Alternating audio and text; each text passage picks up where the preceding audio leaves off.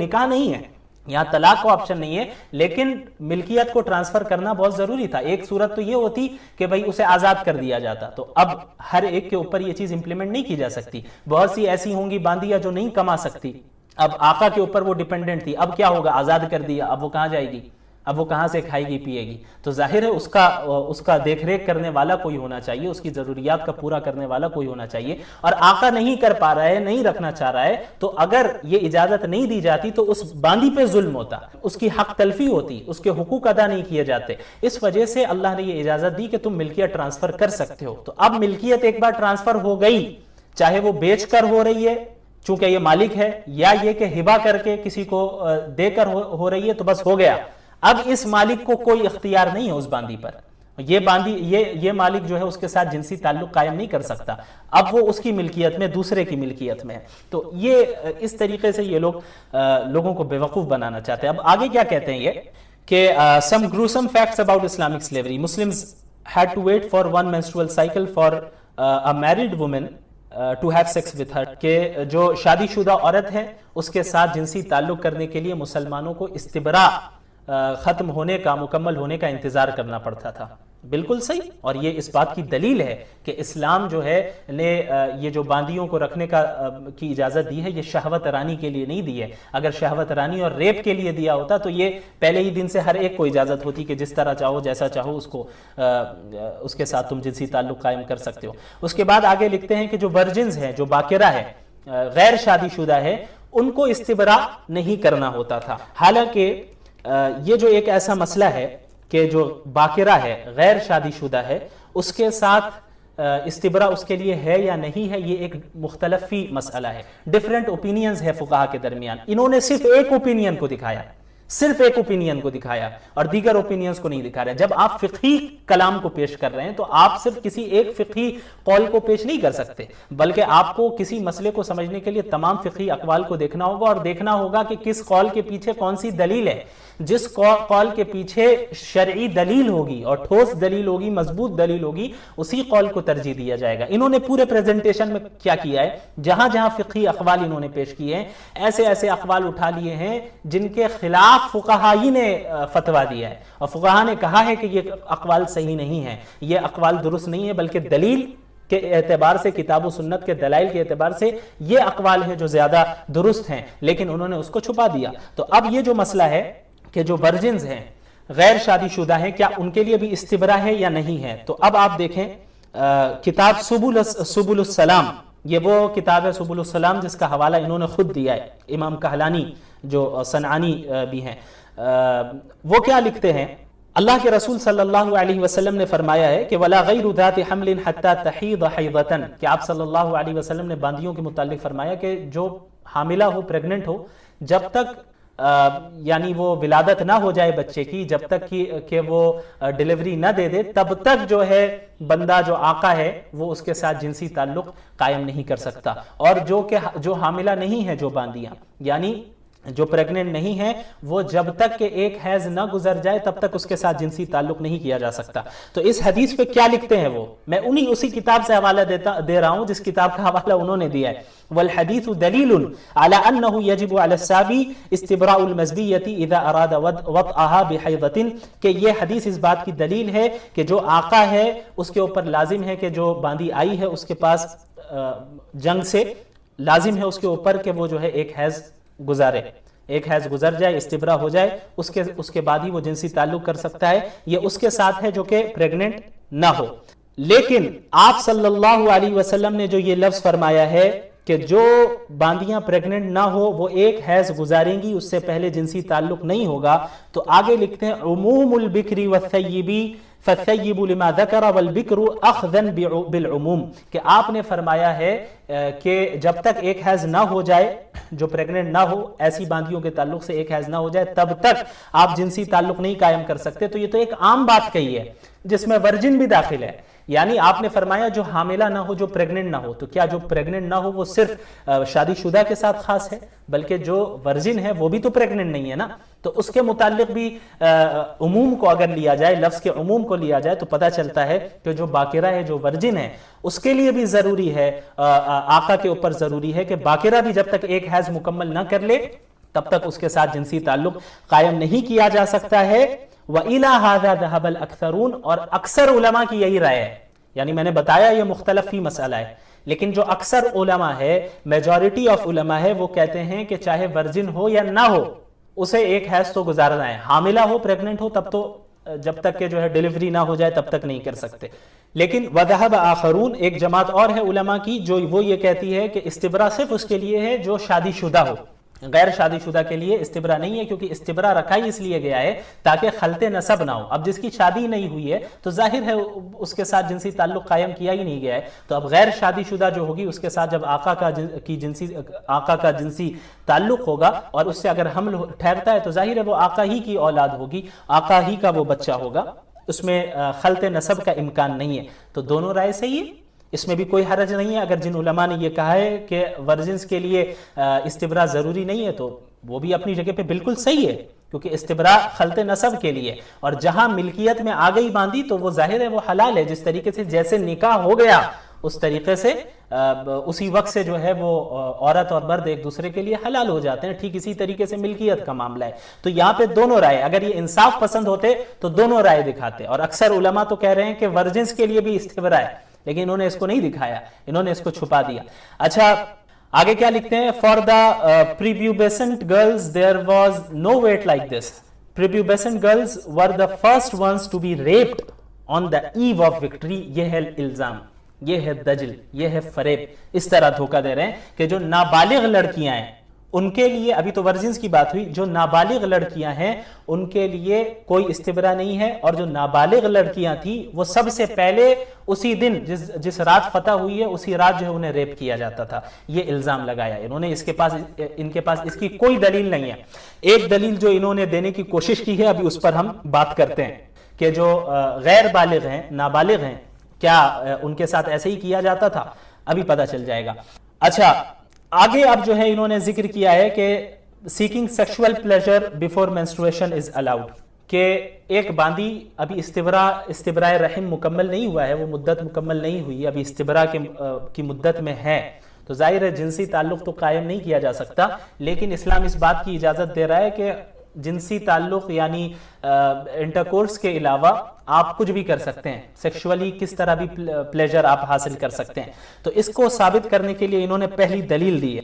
وہ دلیل کون سی ہے؟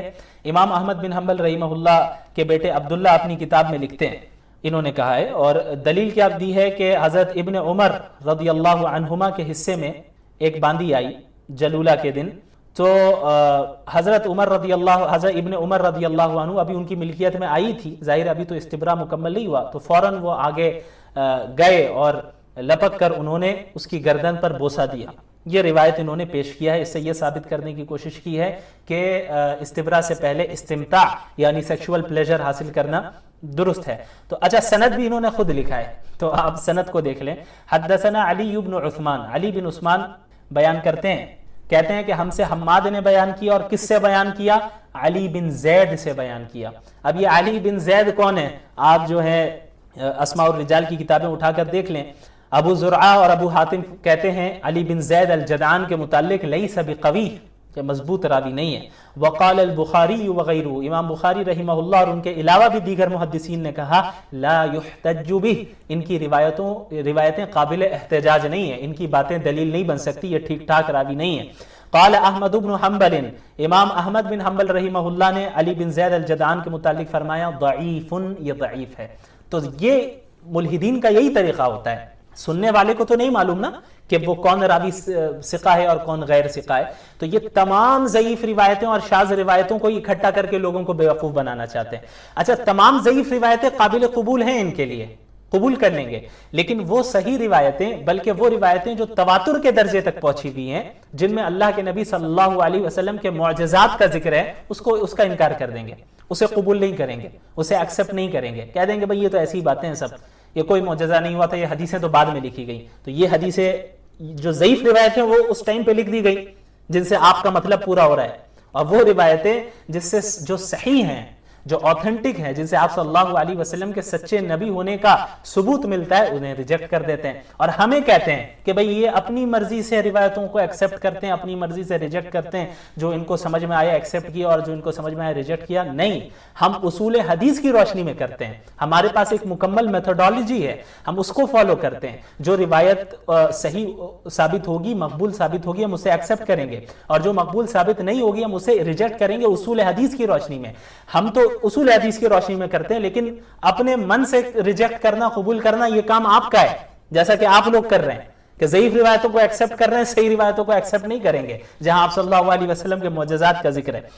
बहरहाल आगे ये कहते हैं, इमाम हजर अल अस्क़लानी रहिमहुल्लाह लिखते हैं, वक़ाल अताउन ला बास अन युसीब मिन जारियतिहिल हामिल मा दून अल फर्ज, कि अता कहते हैं कि जो वो बांदी है, जो हामिला बांदी है, अब उसके साथ तो इंटरकोर्स नहीं कर सकता, तो उसके अलावा वो जो करना चाहे अपनी बांदी के साथ कर सकता है। फतहुल बारी से इन्होंने बस इतनी ही इबारत नकल की। हालांकि आगे अभी इमाम इब्न हजर अल अस्क़लानी रहिमहुल्लाह आगे भी लिख रहे हैं जिसको उन्होंने छुपा दिया, वो क्या है, अब पूरी इबारत देखें आप फतहुल बारी में, कि अता कहते हैं कि वो हामिला बांदी से इंटरकोर्स के अलावा वो जिस तरह चाहे प्लेजर हासिल कर सकता है। अल्लाह ताला ने फरमाया इल्ला अला अज़वाजिहिम व मा मलकत ऐमानुहुम, इतना ही जिक्र किया। अब आगे क्या है, क़ाल इब्न तीन कहते हैं, इन अरादा अताउन बिल हामिल मन हमलत मिन सय्यिदिहा फहुवा फासिदुन लिअन्नहु ला युरताबु फी हिल्ले, कि भाई वो जो बांदी है, जो कि हामिला है, प्रेग्नेंट है, अगर अता के इस जुमले का मकसद ये है कि वो जो बांदी प्रेग्नेंट हुई है वो उसी आका की वजह से हुई है, तब तो इसमें तो कोई शक की बात नहीं है कि वो उसके साथ जो है इस्तिमता कर सकता है, क्योंकि वो उसी की मिल्कियत में, और जो उसका जो बच्चा है वो भी उसी का है, वो उसके साथ मुबाशरत कर सकता है, उसके साथ सेक्सुअल प्लेजर हासिल कर सकता है। लेकिन व इन अरादा मिन गैरिही फफीही खिलाफुन, लेकिन अगर कोई और मुराद इन्होंने ली है, यानी इनकी मुराद अगर ये है कि वो बांदी पहले से प्रेग्नेंट थी, अब दूसरे आका के पास आई है, और अब ये आता कह रहे हैं कि भाई वो चूंकि हामिला है पहले से, जिसके पास पहले थी, चाहे अपने शौहर के पास या मालिक के पास, उसकी वजह से वो प्रेग्नेंट है, जो नया आका है वो सेक्सुअल प्लेजर हासिल कर सकता है उसके साथ इंटरकोर्स के अलावा। तो आगे क्या फरमाया जा रहा है, फफीही खिलाफुन, तो देखो ये एक ऐसा मसला है जिसमें इख्तिलाफ है, यानी इसमें भी इख्तिलाफ है, फुक़हा के मुख्तलिफ अक़वाल है, लेकिन उन्होंने उसी कौल का जिक्र किया जिससे इनका मतलब पूरा हो रहा है। बहरहाल अगर हम इसको दुरुस्त भी समझे कि भाई सेक्सुअल प्लेजर हासिल किया जा सकता है, तो इसमें कोई हरज की बात नहीं है। जिस तरीके से मियाँ बीवी के दरमियान, बीवी अगर हैज़ के अय्याम में हो तो उन दिनों मियाँ बीवी आपस में जिनसी ताल्लुक कायम नहीं कर सकते, लेकिन दूसरे सेक्सुअल प्लेजर को वो हासिल कर सकते हैं, छू सकते हैं एक दूसरे को शहवत के साथ, ये जायज़ है। तो जिस तरह वहां जायज़ है, तो यहाँ पे भी तो वो मिल्कियत में हमारी आ चुकी है, आका की मिल्कियत में आ चुकी है, तो उसके साथ अगर इंटरकोर्स करने की इजाजत नहीं मिल रही है और दीगर सेक्सुअल प्लेजर को की इजाजत मिल रही है, तो ये कोई अलग बात नहीं है, वो उसी की मिल्कियत में है और उसके लिए ये हलाल है। तो ये दोनों अक़वाल है और दोनों सही हो सकते हैं, दोनों की दलीलें मौजूद हैं और इसमें कोई ऐब की बात नहीं है। अच्छा, अब आगे आ जाएं। अब ये हेडिंग कायम करते हैं जनाब, minor girls were raped the same night, कि जो नाबालिग बच्चियां हैं, लड़कियां हैं, उनको रेप किया जाता था। अब आप देखें स्लाइड में इन्होंने कितनी खयानत की है। सबसे पहले मुस्नद अहमद की रिवायत इन्होंने जिक्र किया है, जिसमें हज़रत अली रज़ियल्लाहु अन्हु के मुताल्लिक़ है कि अल्लाह के रसूल सल्लल्लाहु अलैहि वसल्लम ने हज़रत अली को भेजा था कि वो गनाइम को तकसीम कर दें, तो वहां पर उन कैदियों में वसीफा भी थी, वसीफा नामी एक बांदी थी जो कैदियों में सबसे खूबसूरत थी। अली रदियल्लाहु अन्हु ने खुम्स वसूल किया और उसे तकसीम कर दिया। और फिर हज़रत अली रदियल्लाहु अन्हु जब बाहर निकले तो हज़रत बुरैदा फरमाते हैं कि उन्होंने गुस्ल किया हुआ था, उनके सर से पानी टपक रहा था, जिससे समझ में आया कि गुस्ल किया है। और इस रिवायत से पता चलता है कि हज़रत अली रदियल्लाहु अन्हु ने वसीफा के साथ जिनसी ताल्लुक कायम किया था। तो अब यहाँ पे एतराज़ क्या कर रहे हैं, ये साबित करने की कोशिश कर रहे हैं कि वसीफा नाबालिग थी और हज़रत अली ने उसी रात जो है उनके साथ ये जिनसी ताल्लुक कायम किया नाबालिग लड़की के साथ। इसके लिए इन्होंने क्या पेश किया है, फतहुल बारी से एक इबारत पेश की है और आधी इबारत पेश की है जिसका तर्जुमा भी गलत किया है। वक़द इस्तशकल वक़ू अली अला जारियति बगैर इस्तिबरा, कि बगैर इस्तिबरा किए उस जारिया, उस बांदी पर यानी वसीफा पर हज़रत अली का उसके साथ जिनसी ताल्लुक कायम करना, इसमें इश्काल पैदा हुआ कि समझ में नहीं आया कि भाई ऐसा क्यों हुआ। और आगे लिखते हैं फमहमूलुन अला अन्नहा कानत बिगरन गैर बालिगिन। तो हाफिज इब्न हजर अस्कलानी लिखते हैं तो हो सकता है इस बात का एहतिमाल हो कि जो वसीफा हो वो बाकिरा हो, वर्जिन हो, गैर बालिगिन, नाबालिग हो। वरआ अन्ना मिसलहा, अभी मैं सिर्फ इबारत पढ़ रहा हूं, मसला क्या है अभी मैं उसे बताऊंगा। वरआ अन्ना मिसलहा ला युस्तबरउ कमा सारा इलैहि गैरुहु मिनस सहाबा, और हज़रत अली की राय ये थी कि इस तरह की जो बांदी होती है जैसी वसीफा है, यानी किस तरह की, वर्जिन जो गैर शादीशुदा है, वरआ अन्ना मिथला ला युस्तबरउ, उसके लिए इस्तिबरा नहीं है, कमा सारा इलैहि गैरुहु मिनस सहाबा, और जिस तरीके से हज़रत अली के अलावा दीगर बहुत से सहाबा की भी यही राय थी। यह है सही तर्जुमा।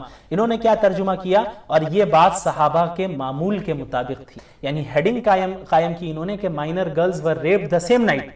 और क्या तर्जुमा कर रहे हैं, कमा सारा इलैहि गैरुहु मिनस सहाबा का, कि यह बात सहाबा के मामूल के मुताबिक थी। यानी इससे यह पता चल रहा है कि सहाबा यही किया करते थे माइनर गर्ल्स के साथ। हालांकि सही तर्जुमा क्या है इसका, कि हजरत अली के अलावा और भी दीगर सहाबा की यही राय थी। कौन सी राय, अन्ना मिथलहा ला युस्तबरा, कि जो वर्जिन होगी उसके लिए इस्तिबरा नहीं है। जैसा कि अभी मैंने बताया मुख्तलफी मसला है, तो सहाबा की एक जमात की यही राय थी कि जो वर्जिन है उसके लिए इस्तिबरा नहीं है, इस्तिबरा तो शादीशुदा इसके लिए है। लेकिन इसने तर्जुमा करने में खयानत की और इबारत भी आधी पेश की है। उससे पहले हम उस रिवायत को पहले समझ लेते हैं जो वसीफा के मुतालिक रिवायत है। ये जो मुस्नद अहमद की रिवायत है, इसमें एक रावी है अब्दुल जलील बिन अतिया। अब इसके मुतालिक इमाम बुखारी क्या फरमाते हैं ये देख लीजिए।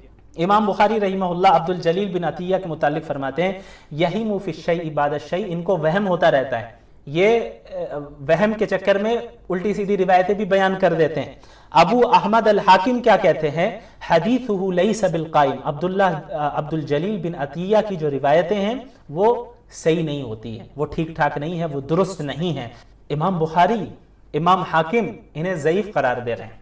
इस बुनियाद पे हम कैसे इस रिवायत को कबूल कर लें? हाँ, यही वाकया सही बुखारी में भी है, सही रिवायत में है, लेकिन वहां पे वसीफा का जिक्र ही नहीं मिलता है। वसीफा का जिक्र जिस रिवायत में मिलता है वो रिवायत मुस्नद अहमद में है और उसमें रावी अब्दुल जलील बिन अतिया है। और भी अगर कहीं ये रिवायत वसीफा वाली मिल जाए तो ये अब्दुल जलील बिन अतिया ही रावी होगा उसमें। ये इसका तफर्रुद भी है कि इनके अलावा अब्दुल जलील बिन अतिया के अलावा इस रिवायत को, वसीफा वाली रिवायत को किसी और ने बयान नहीं किया है। तो एक ऐसी रिवायत, अच्छा, बाज लोगों ने अब्दुल जलील बिन अतिया को सिका भी करार दिया। हम खयानत नहीं करते जिस तरह ये करते हैं, बाज ने सिका भी करार दिया है। तो एक ऐसी रिवायत जिसके सही होने ना होने में मुहद्दिसीन के दरमियान खुद ही इख्तिलाफ है।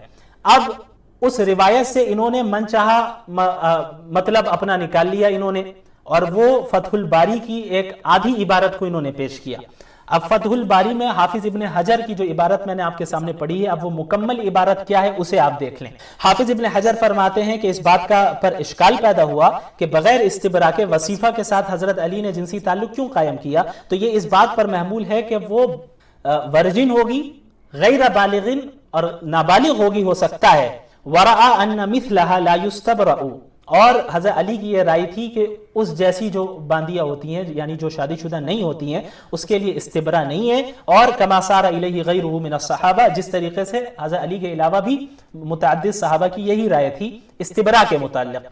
आगे क्या लिखते हैं, इसको हज़्फ कर दिया, वयजूज़ु अन तकून क़द हाबत अक़िब सयरूरतिहा लहू थुम्मा तहुरत बअद यौमिन व लैला थुम्मा वक़अ अलैहा। और ऐसा भी हो सकता है कि वसीफा ने इस्तिबरा कर लिया हो, यानी जब वो आ रही हो बांदी बन के, उसी दौरान वो हैज के अय्याम से गुजर रही हो, और जब हजरत अली के पास आई हो तो उसी दिन वो पाक हो गई हो। इस वजह से हजरत अली ने उसके साथ जिनसी ताल्लुक कायम कर लिया, क्योंकि वो हैज से पाक हो चुकी थी। तो इस इबारत से हमें क्या मालूम चला कि हजरत हाफिज इब्ने हजर रहिमहुल्लाह को खुद कंफर्म नहीं है कि वसीफा कौन थी, इसीलिए उन्होंने एहतिमालात पेश किए। हो सकता है वर्जिनो, हो सकता है कि भाई नाबालिग भी हो सकती है, और हो सकता है कि भाई ये शादीशुदा भी हो और हैज से ही गुजर रही हो, और जब हजरत अली के पास तकसीम होकर आई है तो उस वक्त वो पाक हो गई हो। तो मालूम हुआ कि हाफिज इब्ने हजर भी कंफर्म नहीं है। तो आपने आधी इबारत को पेश करके कैसे ये साबित करना चाहा, कैसे ये आपने साबित करने की कोशिश की कि हाफिज इब्ने हजर कह रहे हैं कि वसीफा नाबालिग थी? ये तो खयानत है, یہ تو غلط ہے. آپ کو کوئی ایسی دلیل نہیں مل پائے گی جس سے آپ یہ ثابت کر پائیں کہ صحابہ کرام نابالغ لڑکیوں پر اسی رات میں ان کے ساتھ جنسی تعلق قائم کرتے تھے. یہ آپ نے جو ہے فریب کیا ہے اور آپ نے جو ہے دجل سے کام لیا ہے اور اس طریقے سے آپ نے خیانت کی ہے. تو یہ طریقہ ان حضرات کا رہتا ہے. بہرحال اب آگے چلتے ہیں. آگے انہوں نے ذکر کیا کہ دیکھیں مینٹل کنڈیشن کس طریقے سے، کیا مینٹل کنڈیشن ان باندیوں کی رہتی ہوگی. اچھا انہوں نے کہا یہ بھی کہ بھئی دیکھیں یہ لوگ کہتے ہیں کہ صرف جنگی قیدیوں کو غلام اور باندی بنایا گیا، باقی طریقوں کو بند کر دیا گیا. تو میں کہتا ہوں کہ بھئی جنگی قیدیوں کو ہی رکھنے کی کیا ضرورت تھی، دوسرے طریقے کو رکھ لیتے. جنگی قیدیوں کی شکل میں جو غلام باندی بن کے آتے ہیں وہ زیادہ ٹرامیٹائز ہو جاتے ہیں، بڑی فکر ہو رہی ہے ان کی، وہ ہمیں مارنے کے لیے آ رہے ہیں، وہ سب ٹھیک ہے.